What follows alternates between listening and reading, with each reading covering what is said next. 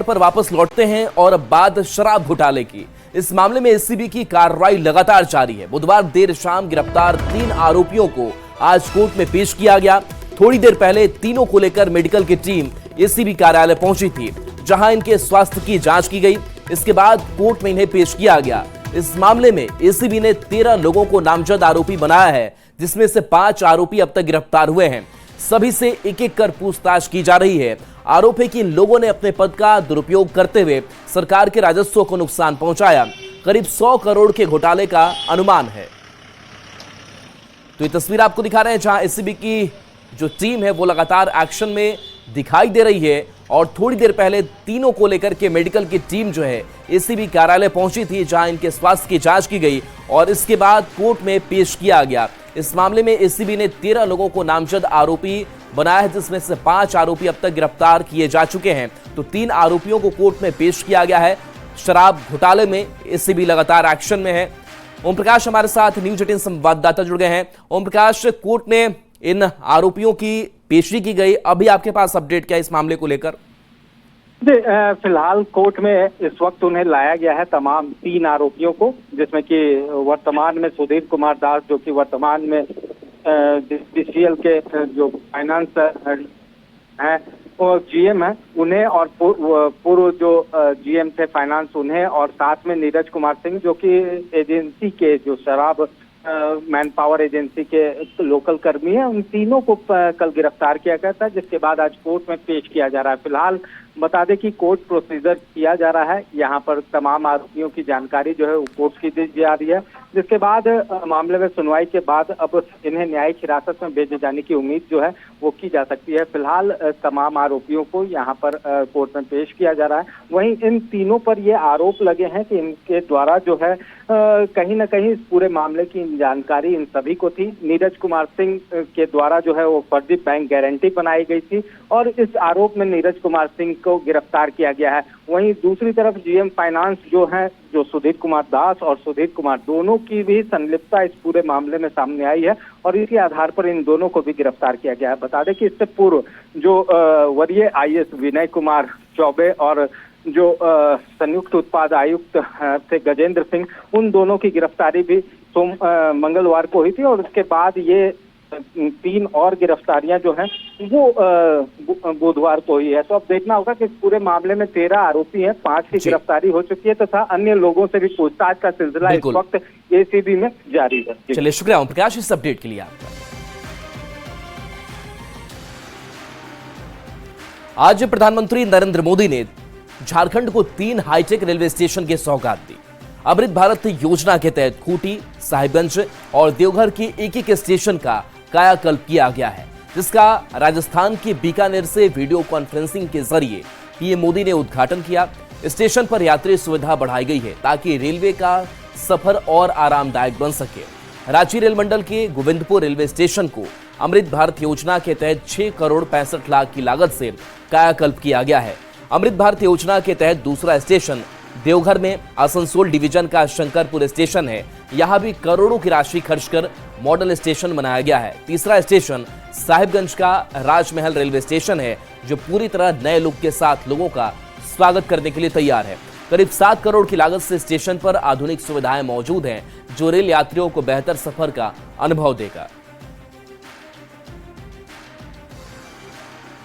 ट्रेनों के नेटवर्क को भी आधुनिक कर रहा है।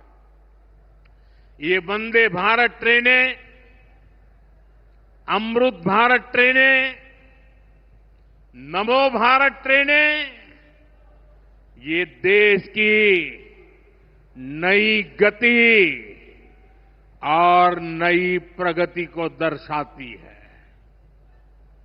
अभी देश में करीब 70 रूट पर वंदे भारत ट्रेनें चल रही है।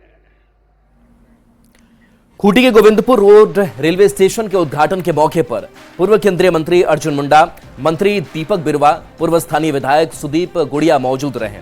रेलवे स्टेशन पर तमाम यात्री सुविधाएं यात्रियों के बीच चर्चा का विषय बनी रही। यहां गोविंदपुर रोड रेलवे स्टेशन के पहले की ओर अभी की तस्वीरें प्रदर्शनी के लिए लगाई गई थी।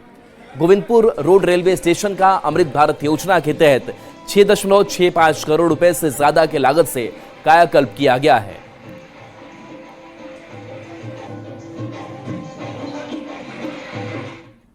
और बोकारो से बड़ी खबर, जहां पूर्व सीएम रघुवर दास का बड़ा आरोप है। हेमंत सोरेन सरकार पर उन्होंने आरोप लगाया है। आदिवासियों की अनदेखी का आरोप पूर्व सीएम रघुवर दास ने लगाया है। मुसलमानों के लिए काम करने का आरोप सरकार पर लगाया है। मुसलमानों के खिलाफ उलगुलान का ऐलान किया है। इस्लामिक स्टेट की साजिश का भी आरोप रघुवर दास ने लगाया है। तो बोकारो से यह खबर है, जहां पूर्व सीएम रघुवर दास का बड़ा आरोप, बड़ा बयान उनका सामने आया है।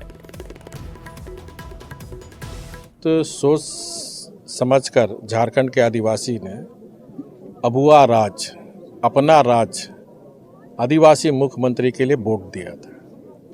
लेकिन जो सरकार की कार्यशैली है, और जैसा अब एक पीड़ित परिवार ने बताया कि हमें नहीं लगता कि अबुआ राज है और आदिवासी का राज है, ये मुस्लिम राज्य है। और मैं कह सकता हूँ कि बहुत भारी षड्यंत्र झारखंड में चल रही है। सरकार के संरक्षण में जिस तरह हमारे बहू बेटियों को बहला फुसा कर शादी करना, दूसरा जो हमारा आदिवासी ज़मीन है उस पर भी कब्जा, ज़बरदस्ती कब्जा करना, तो कहीं ना कहीं एक भारी षड्यंत्र इस राज्य में चल रही है कि किस प्रकार इस राज्य को हम इस्लामिक स्टेट बनाएं। झारखंड को इस्लामिक स्टेट बनाने की साजिश के रघुवर दास के आरोप पर कांग्रेस ने कड़ी प्रतिक्रिया दी है और कहा है कि जब सीएम थे तब उन्हें क्यों नहीं दिख रहा था।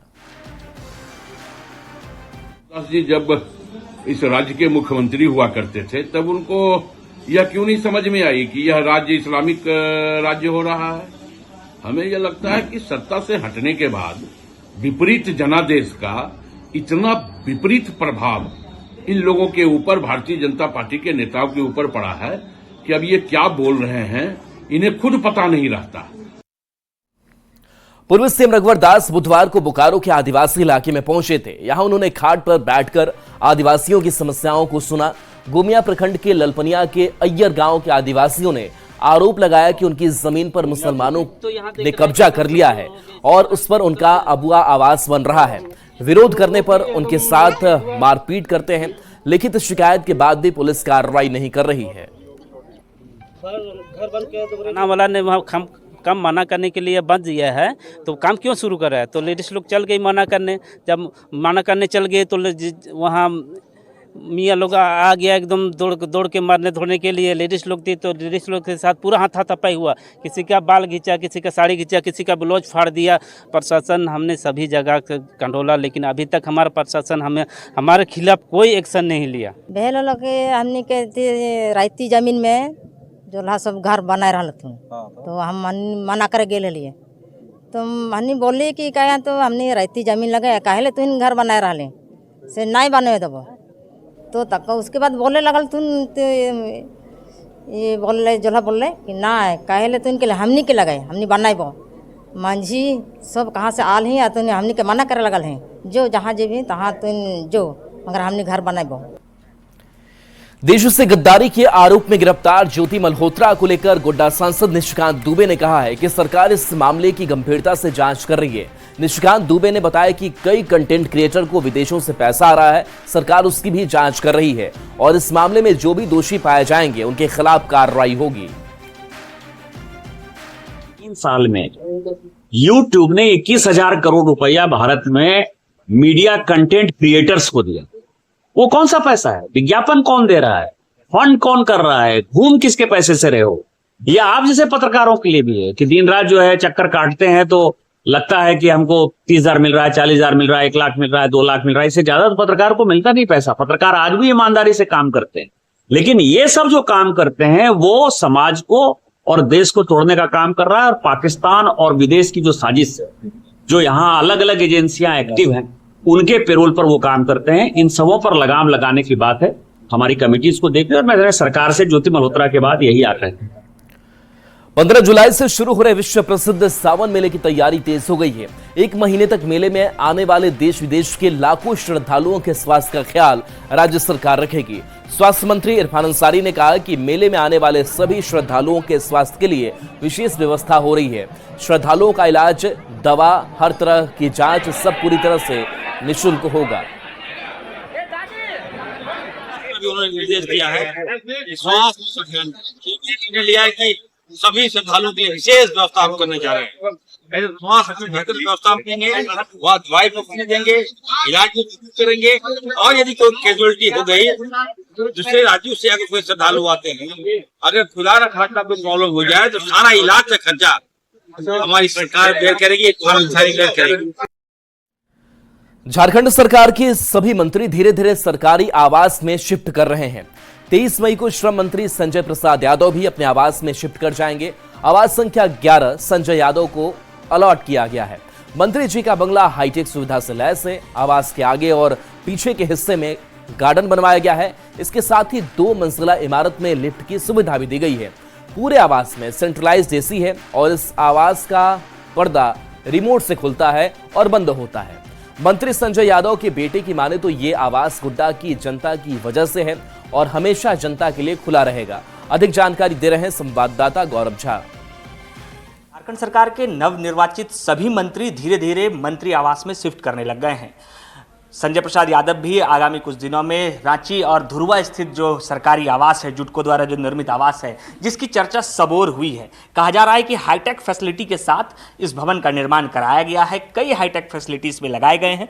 हमारे पास संजय प्रसाद यादव जी के बेटे हैं। सबसे पहले रजनीश जी, किस तरीके से इस आवास में क्या कुछ सुविधाएं हैं? सुविधाएं तो आज ये मेरा दूसरी या तीसरी बार यहाँ पे आना हुआ।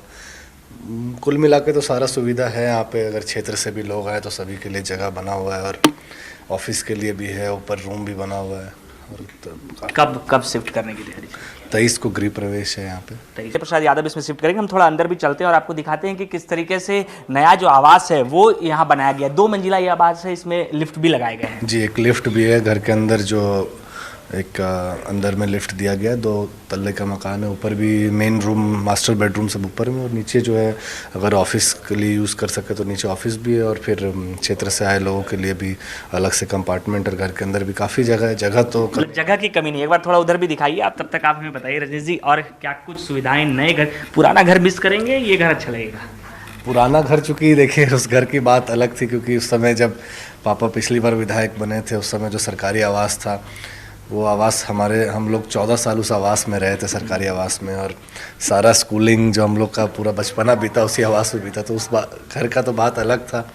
अब यहाँ पे आए हैं तो यहाँ का भी बात अलग है, लेकिन पुराना आवास जो था वहाँ से काफ़ी यादें जुड़ी हुई हैं हम लोगों की, और अच्छा था वहाँ भी। पूरे भवन की बात करें तो 2 मंजिले इस इमारत में कई हाईटेक जो व्यवस्थाएं हैं वो की गई हैं। चाहे वो सेंट्रलाइज्ड एसी की बात करें, चाहे हाईटेक पर्दे की बात करें, या फिर फाउंटेन की बात, तमाम व्यवस्थाएं की गई हैं। इस आवास के दोनों ही तरफ, यानी बाहरी और पिछला जो दरवाजा है, दोनों ही तरफ आपको जो गार्डन की व्यवस्था है वो यहाँ पर मिलेगी। इसके साथ साथ जो ऊपरी मंजिल है, यानी पहले मंजिल पर जो मास्टर बेडरूम है वो बनाया गया है। एक बड़ा हॉल बनाया गया है। इसके साथ साथ स्टोर रूम की बात करें, किचन की बात करें, सभी हाईटेक फैसिलिटी के साथ इस बिल्डिंग का निर्माण जुटको द्वारा किया गया है। लगभग जो मंत्री को शिफ्ट करने का सिलसिला है वो भी शुरू हो गया है, चाहे वो शिल्पी नेहा तिर्की हो, योगेंद्र प्रसाद हो, इसके साथ साथ अन्य जो मंत्री हैं वो यहाँ शिफ्ट करने लग गए हैं। और 23 तारीख को जो श्रम नियोजन मंत्री संजय प्रसाद यादव हैं वो भी अपने भवन में शिफ्ट कर जाएंगे। ये तमाम जो व्यवस्थाएं हैं वो धुरवा स्थित स्मार्ट सिटी में है, और तमाम हाईटेक व्यवस्था के बीच इस भवन का निर्माण भी कराया गया है। कैमरा पर्सन प्रभाकर के साथ गौरव झा, न्यूज़ 18 रांची। साइबर अपराधियों के खिलाफ अभियान में जामताड़ा पुलिस को बड़ी सफलता हाथ लगी है। करवाटाड़ इलाके से मुख्तार अंसारी नाम के साइबर अपराधी को पुलिस ने पकड़ा है। इसके पास से 16,58,000 कैश, 6 मोबाइल, 5 सिम कार्ड मिला है। मुख्तार अंसारी बरियारपुर गांव का रहने वाला है। अपने गांव से ही मुख्तार लोगों को ई पेमेंट सॉल्यूशन के नाम पर फंसाता था। बिहार, पश्चिम बंगाल, असम, महाराष्ट्र के लोगों को यह निशाना बनाता था। मुख्तार 2022 में साइबर ठगी के मामले में जेल जा चुका है। जेल से आने के बाद भी अपने घर से यह साइबर ठगी कर रहा था। इसका मुख्य जो अपराध शैली था, ई पेमेंट और अलग अलग OTP के माध्यम से ये साइबर फ्रॉड करते थे, और ये पूर्व में भी जेल जा चुका है। 2022 के एक कांड में ये जेल जा चुका है। और इसका अपराध जो स्थल था मोस्टली पश्चिम बंगाल, बिहार, झारखंड के आसपास के क्षेत्रों में था। जमशेदपुर के मानगो में पानी की समस्या को लेकर स्थानीय लोगों ने प्रदर्शन किया। इस दौरान लोगों ने 15 नंबर पानी टंकी कार्यालय के पास आग जलाकर प्रदर्शन किया। इस दौरान स्थानीय लोगों ने हाथ में तीर धनुष लेकर पेयजल विभाग के अधिकारियों को 6 दिन का अल्टीमेटम दिया। लोगों का कहना है कि अगर पानी की समस्या दूर नहीं हुई तो वो उग्र आंदोलन करेंगे। बढ़िया से पानी मिले, रोजमर्रा की जरूरतमंद लोगों को पानी मिले, उसके लिए टकटकी लगा के लोग थक गए। सभी का दरवाजा खटखटाया, अखबार में पढ़ा, कोई कहता है कि 2 मोटर विधानसभा में आवाज़ उठी है, 2 मोटर खरीदा जाएगा। लोग कहते हैं डेडिकेटेड फीडर बनाया जाएगा। लोग कहते हैं नया टंकी का उद्घाटन हो गया, पानी की समस्या नहीं होगी। लेकिन समस्या के यहाँ लोग खड़े हैं, पूछ सकते हैं। लोग बूंद-बूंद पानी के लिए तरस रहे हैं। यहाँ एक नीरज जी आए हैं, मेरे मित्र हैं, वो कह रहे हैं कि हमने 4 दिन से स्नान ध्यान नहीं किया, घर में कपड़े का भंडार लगा है, काम में नहीं जाते हैं, पानी की व्यवस्था करते हैं जिससे बच्चे को खाना पानी मिल सके। धनबाद के निरसा में आज दूसरे दिन भी आदिवासी समाज के लोगों ने थाने का घेराव कर प्रदर्शन किया। आदिवासी समाज के लोग आरजेडी नेता तारापदो धीवर की गिरफ्तारी की मांग कर रहे हैं। आरजेडी नेता पर एक युवक के साथ मारपीट का आरोप है। हंगामा कर रहे लोगों का आरोप है कि पुलिस आरजेडी नेता को बचा रही है। पुलिस ने 48 घंटे के अंदर तारापदो धीवर की गिरफ्तारी का भरोसा दिया, जिसके बाद लोग शांत हुए। भाई था, उसको पीटा गया, पूरी तरह से पीटा गया था। पीटने के बाद तो पूरा जमीन में सुता दिया, पूरा पीटा उसको, अब पीट दिया, एकदम बेहाल कर दिया। वहाँ पर पानी अगर मौजूद नहीं रहता तो शायद मेरा भाई मर जाता। वहाँ पर हम 30 रुपया हम खर्चा किए हैं। और बड़ी खबर गुमला से है, जहां पुलिस ने बालू तस्करों पर शिकंजा कसा है। कोयल नदी से अवैध बालू खनन के आरोप में पुलिस ने एक 3 हाइवा और एक जेसीबी को जब्त किया है। सीओ नरेश कुमार मुंडा के नेतृत्व में देर रात छापेमारी की गई। निनई गांव के पास कोयल नदी से बालू के अवैध खनन की शिकायत मिली थी, जिसके बाद सीओ पुलिस के साथ निनई गांव पहुंचे। पुलिस के पहुंचने की सूचना के बाद कई ड्राइवर गाड़ी लेकर फरार हो गए।